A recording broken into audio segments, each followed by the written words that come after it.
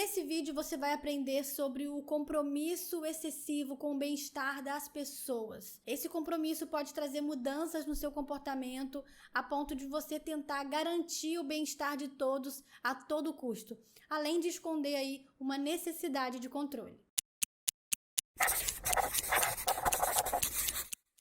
Você já reparou se você tem uma preocupação excessiva com o bem-estar do outro? De certa forma, é esperado até moralmente na sociedade que a gente se preocupe com o bem-estar do coletivo. Isso é até saudável, revela empatia também. Mas não é isso que eu estou destacando nesse vídeo aqui. Nesse vídeo eu quero destacar aquelas pessoas que, na verdade, elas fazem um compromisso excessivo com o bem-estar de todos. E você coloca isso como uma condição para o seu bem-estar.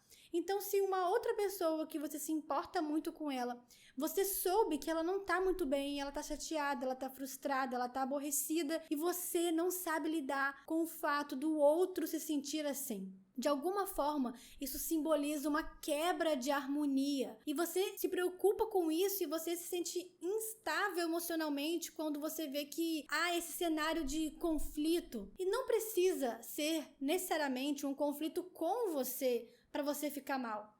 Existem aquelas pessoas que, ao perceberem uma amiga em conflito com uma outra amiga, ela não consegue se sentir bem ao perceber esses conflitos um do outro.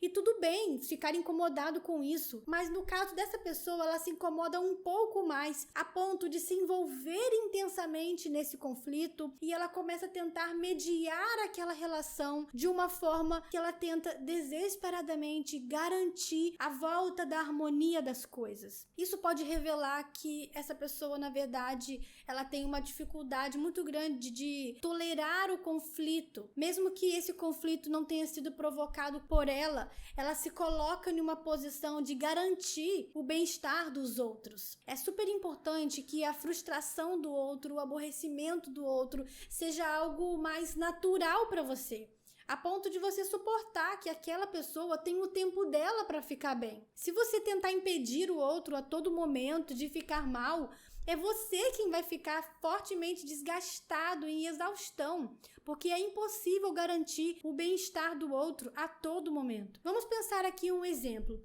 Imagina que você precisa dizer não a uma pessoa e aí você simplesmente diz o não, só que essa pessoa particularmente tem uma grande dificuldade de ouvir não. Então essa pessoa ela não reage muito bem quando ela recebe uma negativa. Se você não tomar cuidado, automaticamente a reação ruim do outro pode despertar em você um gatilho de culpa.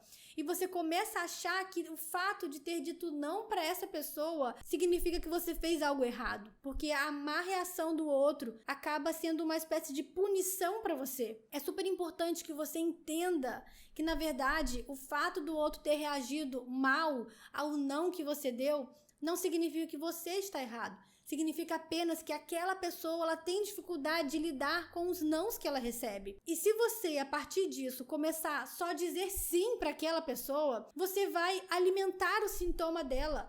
E isso é completamente antipedagógico. Então você precisa aprender a dizer não, assim como o outro precisa aprender a ouvir o não.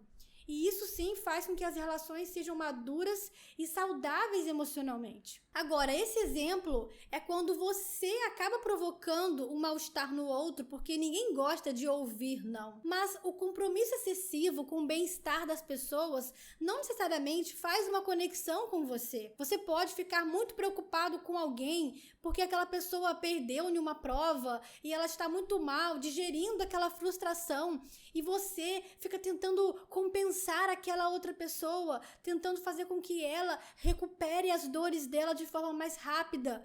Só que, na verdade, você precisa respeitar o tempo do outro. Cuidado, porque se você não sabe lidar com isso, você pode cometer comportamentos muito invasivos com a outra pessoa. Se você tem dificuldade de respeitar o tempo de recolhimento da outra pessoa, você pode acabar invadindo o espaço do outro e atrapalhando o processo do outro. Algumas pessoas, quando estão aborrecidas, elas sentem a necessidade de ficar mais introspectiva.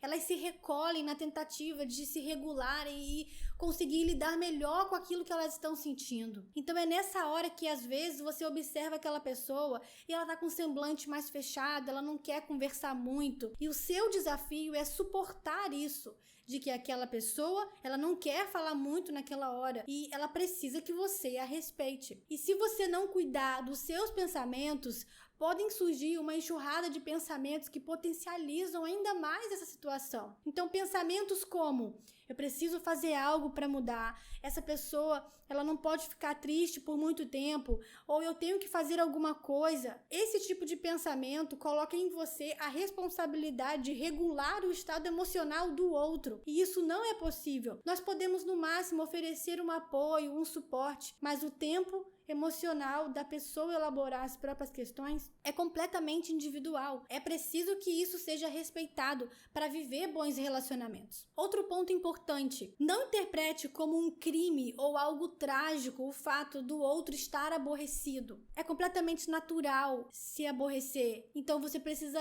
interpretar esse fato com mais naturalidade e com um olhar mais proporcional. Essa preocupação excessiva com o bem-estar das pessoas acontece muito em pessoas que viveram episódios familiares ou da infância em que existiam muitos conflitos e que, de certa forma, esses conflitos impactaram a vida dela emocionalmente. Então, sabe aquele cenário familiar que a qualquer momento pode explodir uma bomba, uma discussão, uma briga, e essa pessoa fica em extrema tensão. Então, ela se vê nessa posição de trazer uma harmonia ou de proporcionar o bem-estar de todos a todo momento, porque isso para ela, de certa forma, é uma forma de garantir a ausência de conflitos ou brigas naquele momento. Então é compreensível que a pessoa se sinta assim, nessa obrigação pelo bem-estar de todos. Então, entendendo como isso começou, isso pode te ajudar a lidar melhor com esse comportamento e fazer você entender que não precisa ser assim. Se lá na sua família você tinha dificuldade de lidar com isso em outra fase da vida,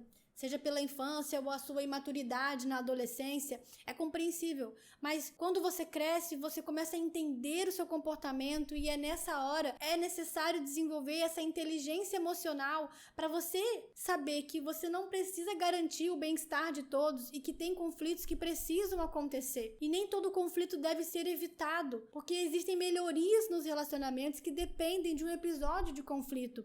E eu não digo aqui conflitos violadores em que coisas graves acontecem e aquele conflito acessa um outro nível de gravidade. Não é isso, mas eu estou falando de um desentendimento.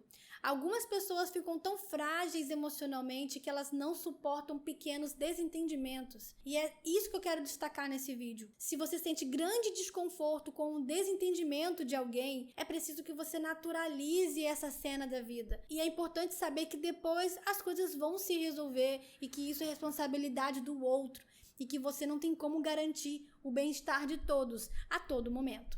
Quando você entende isso, você percebe que você está no caminho em direção à saúde emocional. Você precisa identificar o que te impede hoje de desfrutar de uma saúde emocional. E pode ser que o compromisso excessivo com o bem-estar das pessoas seja o que está impedindo você hoje de desfrutar da sua saúde emocional. Não condicione o seu bem-estar ao bem-estar do outro. Mesmo que ver a pessoa bem te faça feliz, naturalize os momentos que ela não tá tão legal assim. E depois ela vai superar, ela vai lidar melhor, assim como você também supera seus desafios emocionais e você segue em frente. Observe o que tem prejudicado a sua saúde emocional, se posicione diferente diante disso e você vai desfrutar de uma qualidade de vida e muito mais qualidade nos seus relacionamentos. Espero que você tenha gostado desse vídeo. Se inscreve aqui no canal se você gosta desse tipo de conteúdo. Compartilhe aqui no comentário um pouco da sua experiência. A gente se vê no próximo vídeo.